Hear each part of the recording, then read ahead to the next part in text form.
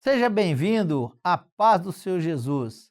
Dando sequência ao nosso estudo sobre as parábolas na Bíblia, hoje vamos mostrar que também nos livros históricos, como o de Gênesis, encontramos figuras proféticas que falam do plano de salvação. E para isso, mais uma vez, tem aqui comigo o nosso querido pastor Marcos Adame. A paz do Senhor. Como é que estão as coisas, meu amigo? Obrigado, pastor Marcelo, a paz do Senhor, é um prazer, é um privilégio estar aqui novamente para juntos estudarmos esse episódio que é tão especial, ao mesmo tempo tão profundo, que vai nos falar sobre o sacrifício de Isaque e que iremos muito aprender em relação a isso, no qual nós percebemos que isso vai nos mostrar a fé de Abraão, e que essa fé apontava diretamente para o sacrifício de Jesus. Então, Marcos, no programa anterior, nós comentamos e dissertamos a respeito das parábolas no Novo Testamento, as parábolas de Jesus. Hoje, nós vamos nos ater ao Antigo Testamento. Eu gostaria que você lesse o texto que está descrito em Gênesis 22:4, para nós darmos continuidade ao estudo da palavra. Amém, pastor Marcelo. Gênesis capítulo 22, verso 4, nós vemos o seguinte: Ao terceiro dia, levantou Abraão os seus olhos e viu o lugar de longe. Maravilha! Nós vamos começar a nossa análise nesse episódio, em que Isaque vive essa parábola profética, melhor dizer assim, vive esse ato profético. Certo, pastor Marcelo. Nós vemos em João 8:56, onde diz que Abraão ele viu o dia de Jesus e alegrou-se muito com aquilo. Então, o que isso significa, né? O texto que nós lemos ele é maravilhoso, ele é profundo, né? Porque nós vemos quando Abraão sobe ao monte Moriá com Isaque, ele está vivendo ali uma figura, uma sombra do que aconteceria anos depois, séculos depois. O que ele vê, o que ele percebe ali? Ele vê profeticamente o pai entregando o filho, ou seja, ele viu esse dia profeticamente pela fé. Interessante, para nós começarmos a falar disso, Marcos, é nós irmos até o capítulo 12, no livro de Gênesis, quando Abraão recebe o chamado de Deus. E do capítulo 12 até o 22, nós podemos observar que houve uma série de coisas acontecendo, como o cumprimento de algumas promessas.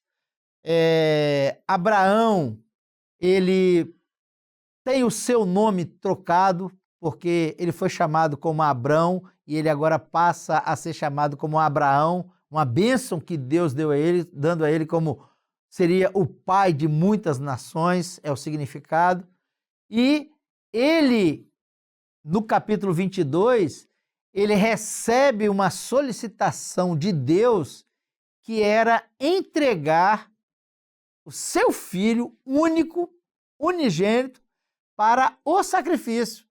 E isso é maravilhoso, porque Deus sabia que ele o amava, Deus conhecia a condição de Isaque, porque ele era filho da promessa, e mesmo assim, Abraão, ele não se, vamos dizer assim, incomodou, porque ele permaneceu firme na fé de que a palavra que Deus fizera a ele no chamado dele, lá em Gênesis 12, haveria de se cumprir, porque o Senhor, naquela ocasião, disse que ele seria pai de uma grande nação. muitas famílias seriam abençoadas. Então ele atende aquele chamado para fazer cumprir aquilo que era a vontade de Deus na vida dele. Exatamente. Até porque essa era a vontade de Deus Pai de entregar o seu único filho. Nós vemos como Abraão foi solicitado por Deus, a tomar o filho a quem amava, assim o próprio Senhor, ele faz a mesma coisa. O filho único, o filho unigênito, o filho a quem amava. Ele pega esse filho e entrega esse filho para salvar o homem. Então, isso é um fato ligado, diretamente ao Pai Celestial. E há um detalhe aí muito simbólico, porque nos fala do terceiro dia, E ao terceiro dia, Abraão levantou os olhos e viu o lugar de longe. Então, 3 dias, o que nos fala dos 3 dias? 3 dias fala da morte e da ressurreição. Nos lembra da morte e da ressurreição. Então, é isso que nos faz entender que o pedido de Deus a Abraão para imolar o seu único filho está ligado diretamente ao Pai Celestial, entregando o seu único filho, o nosso Senhor Jesus. E isso é maravilhoso, Porque aponta diretamente para o sacrifício de Jesus, que nos traz, com certeza, a bênção de termos uma esperança nessa ressurreição e ver nas nossas vidas o cumprimento profético. Agora, Marcos, eu queria ainda continuar nesse ponto, que fosse destacado um outro momento marcante. Abraão preparou todas as coisas para atender o chamado de Deus para esse sacrifício. E ele coloca a lenha sobre Isaac. E isso fala de uma maneira maravilhosa alguma coisa. Você pode citar para nós? Sim. Realmente é o que você falou, É um momento marcante. Porque a lenha colocada por Abraão sobre Isaac, isso profeticamente nos aponta para aquele que o Senhor Jesus ele fez em prol das nossas vidas quando ele carregou a cruz. Então, pastor Marcelo, o filho carregando a lenha, isso nos mostra profeticamente a respeito do Senhor Jesus quando ele carregou a cruz, quando ele levou a cruz. E o texto diz que foram ambos juntos. E quando paramos para refletir o que é isso, o que isso significa, deles dois andarem juntos, nós percebemos a unidade, nós percebemos a obediência, nós percebemos a comunhão, onde Isaac, mesmo sem entender, ele confiou naquele que o pai disse a ele.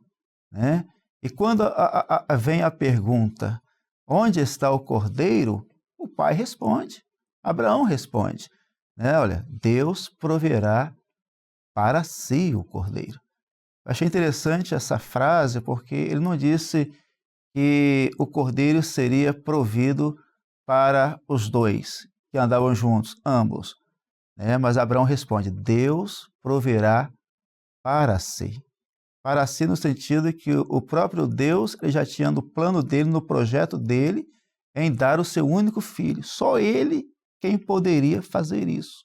Só ele é quem teria essa condição de realizar esse plano, esse projeto de salvação para a vida do homem, entregando o seu único filho, o seu próprio filho, porque essa era a profecia. Glória a Deus. Pastor Marcos, o senhor falou algo muito interessante, que nessa caminhada, na subida para o Monte Moriá, eles estavam em comunhão, ou seja, o desejo de obedecer, de atender a toda a ordenança, o pedido ali que o Senhor, nosso Deus, fez para Abraão.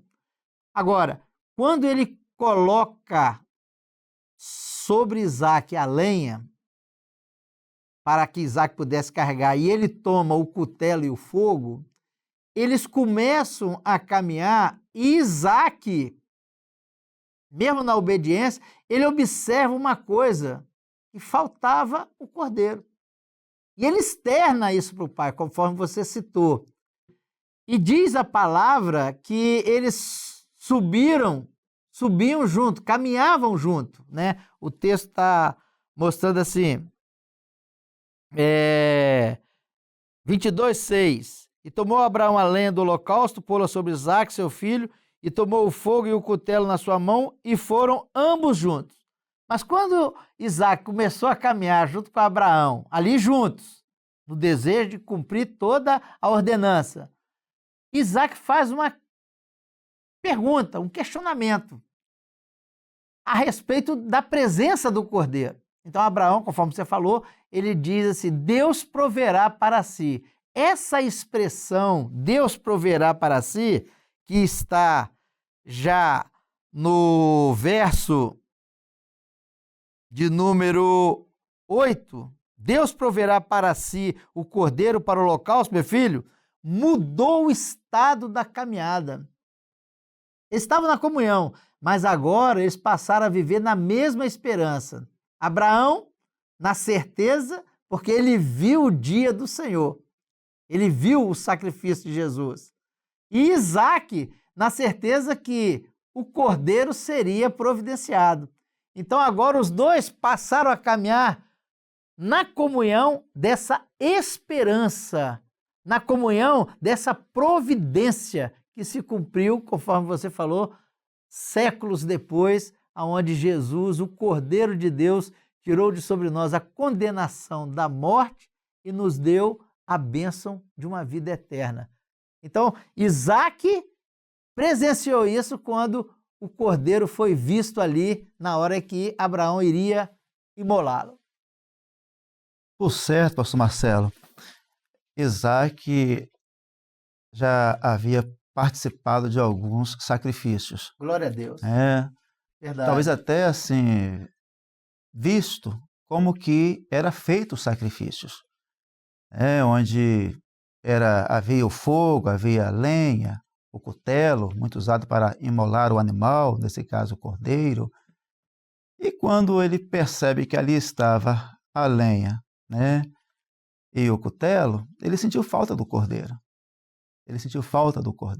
Então, a pergunta era propícia para aquele momento, pelo conhecimento que Isaque já tinha em relação ao que era sacrifício. Então, onde está o cordeiro? Ele confia no pai, ele espera pelo pai, e mesmo assim ele vai até o fim, como num ato de obediência, num ato de fé, confiando no pai. Ou seja, ele estava pronto para obedecer até o fim. Aquilo que o pai tinha estabelecido para ser realizado. Aquilo que o pai tinha estabelecido para ser realizado. Por isso também que Abraão ele é chamado de o pai da fé.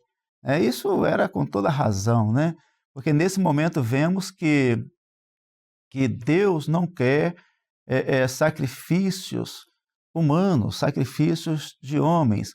Ele quer obediência, ele quer fé. E ele já havia providenciado um substituto, o cordeiro preso no arbusto. E esse cordeiro preso no arbusto foi o alívio para Isaque. Foi a solução para Isaque. Foi a vitória para Isaque. Por quê? Porque esse cordeiro vivo profeticamente apontava para o sacrifício de Jesus, a morte de Jesus. Então, ou seja, Isaque foi poupado, mas Jesus, como Filho de Deus, não foi poupado, e essa é a grande diferença dessa parábola, ou nesse ato profético, podemos dizer assim. Pastor Barco, nós estamos quase encerrando, mas eu queria fazer menção de uma grande experiência, não só de Abraão, mas também de Isaque. Porque tanto Isaque quanto Abraão conheciam o Deus Criador, como também nós um dia conhecemos o Deus Criador, o Deus que criou o céu, a terra, formou todas as coisas, criou todas as coisas. Mas naquele dia, Isaque conheceu, junto com Abraão, o Deus remidor. O Deus remidor, o Deus salvador, o Deus ajudador, Isso o Deus do socorro, é maravilhoso. o Deus da providência, Deus proverá, Exatamente. o Deus da E providência. é isso que nos faz ser hoje igreja em Cristo, porque nós temos, com o sacrifício de Jesus ali, no lugar de Isaac, simbolizando ali a nossa vida, o pecador, o novo e vivo caminho que Jesus abriu na cruz do Calvário para que nós pudéssemos ter vida e vida em abundância. Está encerrando, mas fica aqui o desejo maravilhoso de continuarmos essa conversa. E você que permanece conosco, quero deixar aqui o convite para continuar participando desse estudo maravilhoso que são as parábolas da Bíblia e assim podemos crescer mais e mais na intimidade, nesse novo e vivo caminho que nos foi consagrado no sacrifício de Jesus. Pastor Marcos, mais uma vez, muito obrigado pela sua presença. A paz do Senhor Jesus. A paz, Senhor, pastor Marcelo. A paz do Senhor a você que permanece conosco.